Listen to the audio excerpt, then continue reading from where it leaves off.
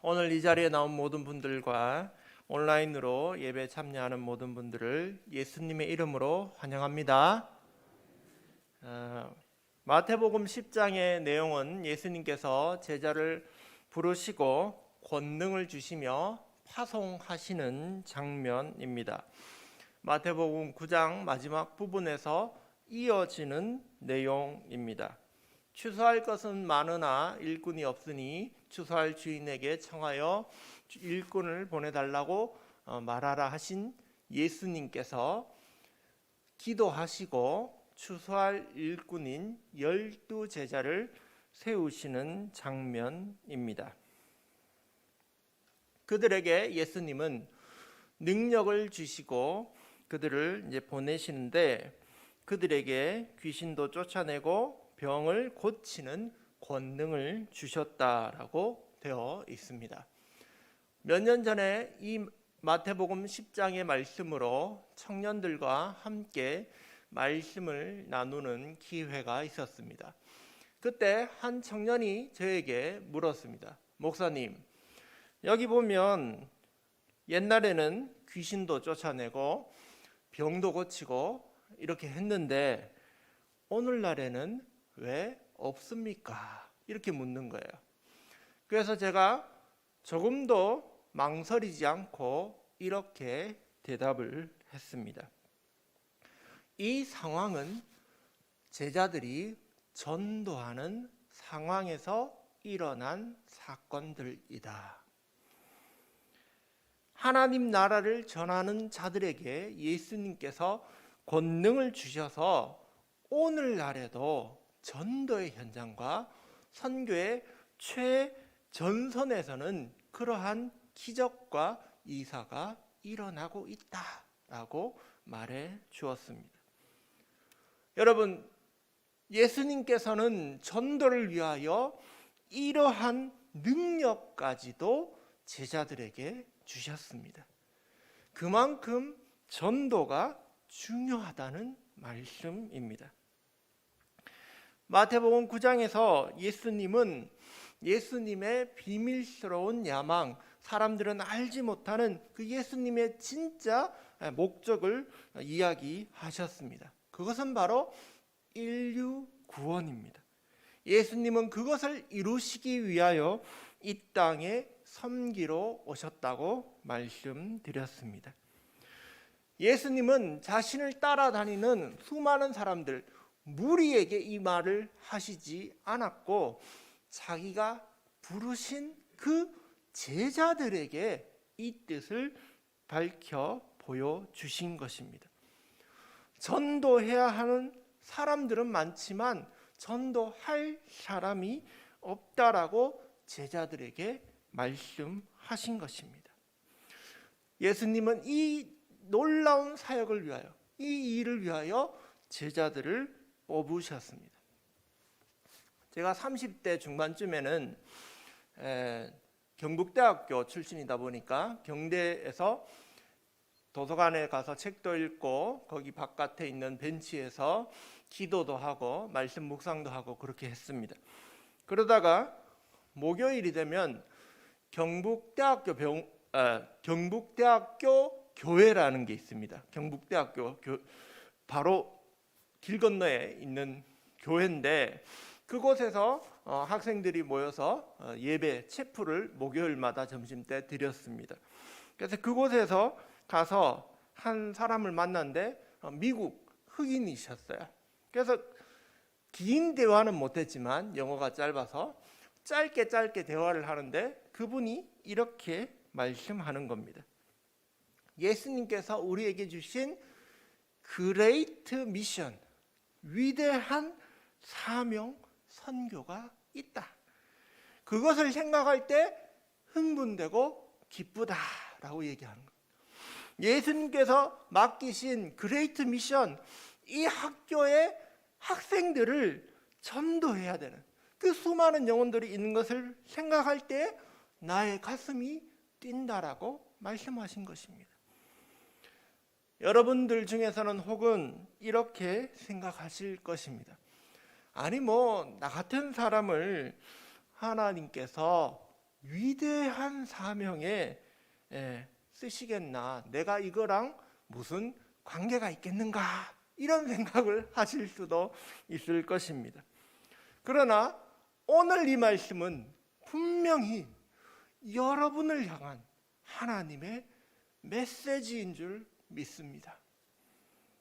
여러분, 여러분이야말로 하나님의 위대한 사명, 이 선교를, 전도를 감당할 제자들이십니다. 여러분 이렇게 생각할지도 모릅니다. 목사님, 제자라고 하면 굉장히 대단한 사람들 아닙니까?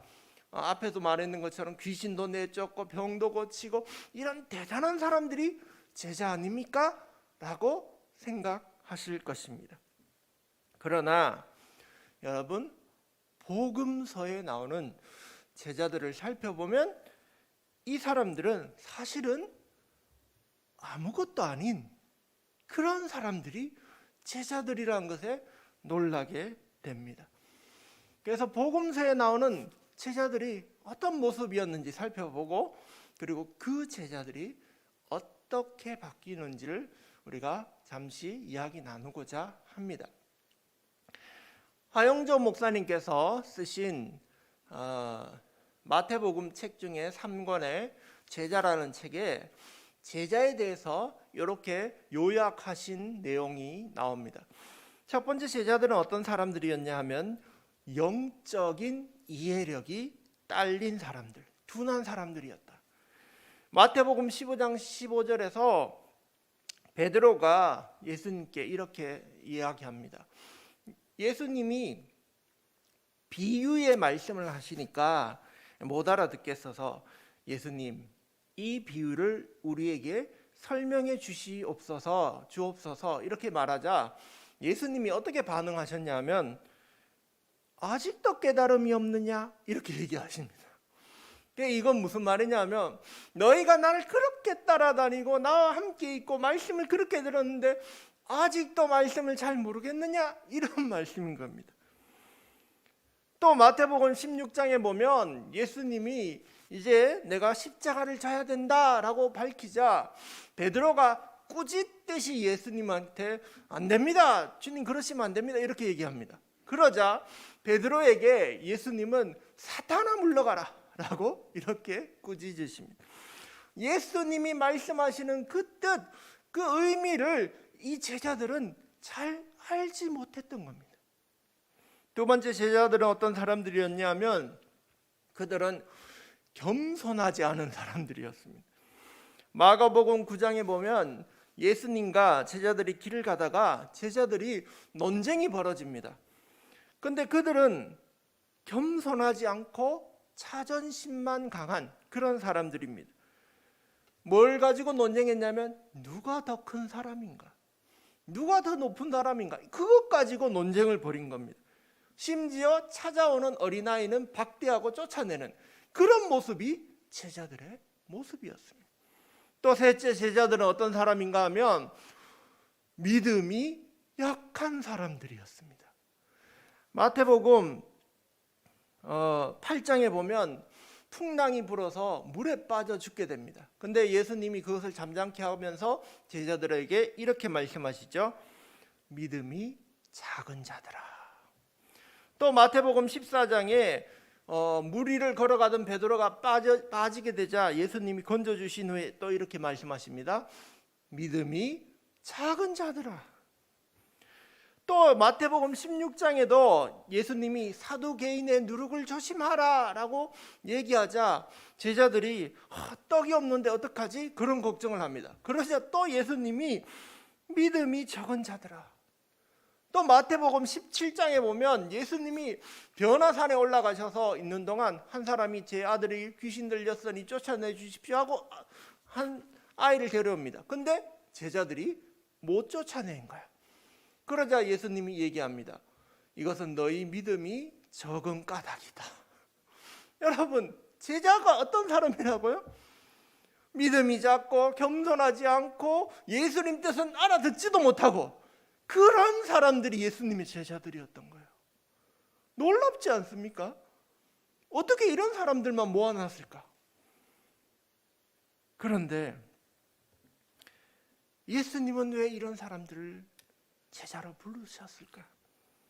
그것은 예수님은 이런 별것 아닌 사람들을 부르셔서 정말 하나님의 위대한 사명을 감당할 사람으로 바꾸실 수 있기 때문입니다. 왜 이런 사람들을 불렀냐면 예수님이 그들을 정말 사람 낚는 업으로 만드시는 분이시기 때문입니다. 마태복음 4장 19절에 나를 따라오라 내가 너희로 사람을 낚는 어부가 되게 하리라 라고 말씀하셨습니다. 우리는 비록 보잘것없고 우리는 영적으로 이해력도 딸리고 우리는 겸손하지도 않고 우리는 믿음도 작은 자이지만 그러한 우리까지도 예수님은 사람 낚는 업으로 만드신다는 것입니다.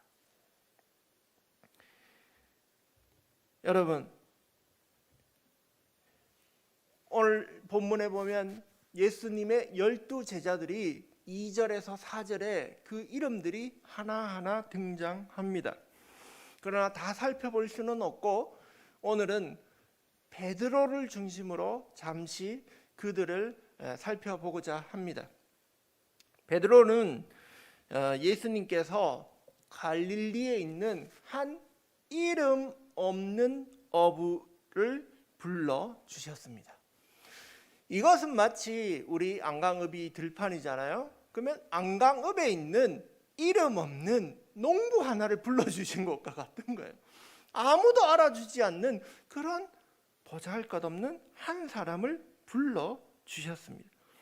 그는 나중에는 하나님 나라 사명을 감당하는 놀라운 사람이 됐지만 지금은 아닙니다. 베드로에게는 본명이 있었습니다. 오늘 본문에도 보면 베드로라 하는 시몬을 비롯하여 라고 시작됩니다. 그의 원래 이름이 시몬이었던 거예요. 시몬. 근데 예수님이 시몬일 때 불러주셨습니다. 시몬의 뜻은 갈대입니다. 막 흔들리고 자기 줏대없고 하는 그런 갈대를 뜻하죠. 근데 예수님이 베드로, 반석, 흔들리지 않는 베드로일 때 베드로를 불러주신 게 아니라 갈대와 같은 시몬일 때 예수님은 베드로를 불러주셨던 것입니다. 여러분, 예수님은 우리가 아무것도 아닐 때 찾아오십니다. 우리가 위대한 사람이거나 위대한 일을 했기 때문에 찾아오신 것이 아닙니다. 예수님은 이제부터 우리가 하나님의 위대한 일에 쓰임받는 사람이 될 것을 아시기 때문에 우리를 찾아오셨습니다. 예수님은 그 씨앗을 보고 나무를 아시고 그 나무를 보고 열매를 보시는 분이십니다. 예수님은 우리의 지금을 보고 우리의 미래를 아시는 분이십니다. 그래서 우리를 불러주시고 사용하시는 것입니다. 시몬 베드로가 나중에 이름을 받을 때 그때가 마태복음 16장입니다. 주는 그리스도시요 살아계신 하나님의 아들이십니다. 이렇게 고백하니까 옳다, 너는 이제 베드로다 이렇게 얘기합니다. 근데 그때 이렇게 불러주십니다. 바요나 시모나 내가 복이 있도다. 이것을 내게 알게 하신 것은 하늘에 계신 내 아버지시다. 이렇게 말씀하십니다. 시몬을 그냥 불러주시지 않았어요. 뭐라고 이름을 불러주시냐 하면 바요나 시모나라고 불렀어요. 바요나는 뭐냐면 바는 누구 아들이란 뜻입니다. 바디메오는 디메오의 아들이란 뜻입니다. 그래서 바요나는 요나의 아들 시모나라는 뜻입니다. 요나가 누굽니까?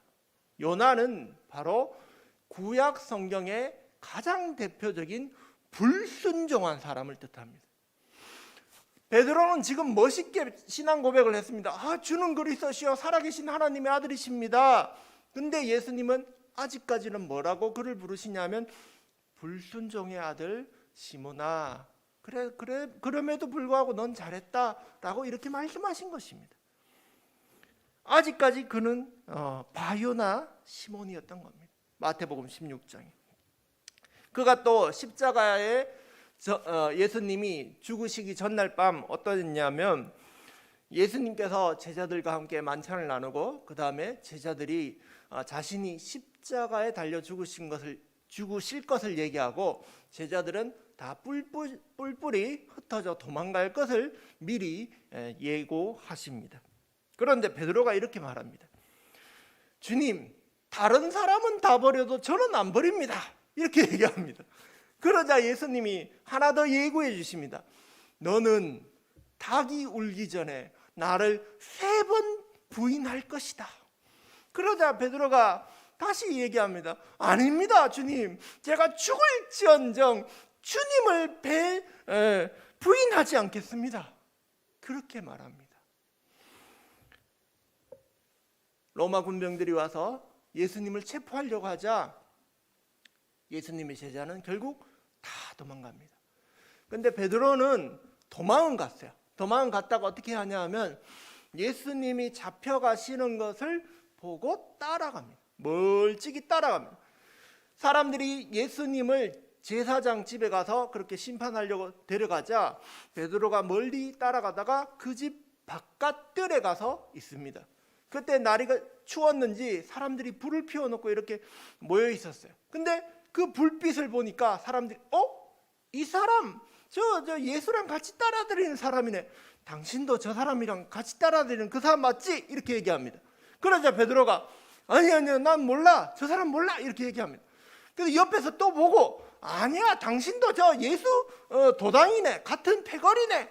하면서 그렇게 얘기합니다. 그러자 베드로가 3번 예수님을 난 모른다고 예수 모른다고 그렇게 얘기합니다. 근데 누가복음에 보면 그 소리치는 것에 의해서 예수님이 저 앞에 있었던 거예요. 앞에 있는 것에서 예수님이 되돌아보셨어요. 그 소리치는 베드로를 보시고 베드로와 예수님이 눈이 마주칩니다. 예수님 어떻게 바라보셨을까요? 아이고 이놈아 네가 그러고도 내 제자냐 이렇게 보셨을까요? 아닐 겁니다. 예수님은 이미 아셨기 때문에 그래 네가 지금 겁이 나고 그래서 나를 모른다 하는구나. 알겠다. 괜찮다라는 눈으로 사랑의 눈으로 베드로를 바라보셨을 것입니다. 그러한 믿음에 실패한 베드로 여러분 예수님을 따라가는 사람들도 어떨 때는 실패한다는 겁니다. 넘어지기도 한다는 것입니다. 예수님을 쫓아가는 사람이라고 넘어지지 않는 것이 아닙니다. 실패할 때도 있고 넘어지기도 합니다. 그러나 중요한 것은 예수님은 베드로를 다시 한번 회복시켜 주신다는 것입니다. 요한복음 21장에 가면 예수님이 베드로에게 찾아오셔서 이렇게 물으시죠. 요한의 아들 시몬아, 여기 있는 사람들보다 네가 나를 더 사랑하느냐? 이렇게 이제 물으시는 거예요. 이때 예수님이 베드로를 뭐라고 불러주십니까? 요한의 아들 시몬아라고 불러주셨어요. 또 이름이 바뀌었어요. 여러분 요한은 뭔가요? 요한은 이름이 유래가 이렇다고 합니다. 자비로운 여호와라고 해요. 그러니까 드디어 이제서야 베드로를 뭐라고 불러주시냐 하면 자비로운 여호와의 아들 시몬아 네가 나를 더 사랑하느냐 이렇게 물어주신 거예요. 그러자 베드로가 내가 주님을 사랑하는 줄 주님이 아십니다 이렇게 답을 하고 드디어 이 베드로가 실패했던 베드로가 회복이 되는 것입니다. 여러분 예수님의 제자가 되는 기준은 분명합니다. 그것은 뭐냐 하면 예수님을 사랑하는가입니다. 믿음이 많으냐, 영적인 이해력이 뛰어나냐, 겸손한 사람이냐 그게 아니란 거예요. 결국 끝에서는 네가 나를 사랑하느냐. 예수님을 사랑하는 사람이 예수님의 제자라는 것입니다. 여러분은 예수님을 사랑하십니까? 아멘. 그것이 제자의 기준입니다. 여러분, 제자가 대단한 사람인 줄 아셨죠? 근데 오늘 복음서에 나온 제자들 보십시오. 그들은 너무나 인간적인 사람들이었습니다. 근데 예수님은 그들을 불러 위대한 사명, 그 전도자로 사용하여 주셨던 것입니다. 여러분이 혹시 나는 보잘것없는 사람인데요 라고 생각한다면 괜찮습니다. 바로 이 여러분을 예수님은 불러주시고 위대한 하나님의 선교에 사용하실 것입니다. 집사님, 반주. 제가 마지막으로 노래를 하나 준비했습니다. 뭐냐면 저희 아들이 몇 년 전에 어린이집에 다닐 때 그 어린이집은 하늘꿈 어린이집이라는 곳이었는데 기독교 공동육아를 했습니다. 기독교 공동육아를 하면서 아이들에게 아침마다 오면 말씀 읽고 기도하고 그리고 율동을 찬양으로 가르치는 거예요. 그래서 아들이 그 어린이집에 갔다 와서 찬양을 하나 배워왔어요. 그래서 저도 이 찬양을 배웠어요. 한번 불러드리겠습니다.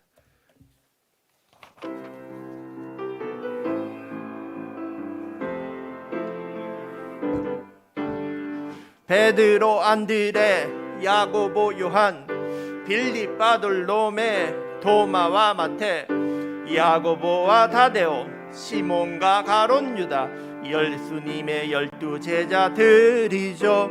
주님께서는 12 제자의 이름을 불러주셨지요. 우리들 이름 주님께서는 기억하고 불러주셨죠. 세상 끝까지 주님 복음을 전하는 증인이 될래요. 주님 오실 때 우리를 부르실 12명의 제자들처럼 12명의 제자들처럼 이런 찬양입니다. 제가 이 찬양을 듣고 제일 처음에 들었을 때 눈물이 났습니다. 주님은 우리를 불러주시는 거예요. 12명의 제자들처럼 주님은 우리를 부르셔서 세상 끝까지 복음을 전하는 자가 되라고 세워주신다는 것입니다. 주님은 우리가 보잘것없는 자일 때 우리를 불러주십니다. 예수님의 부르심에 응답하여 예수님의 제자로 살아가시는 저와 여러분이 되시길 예수님의 이름으로 축복합니다.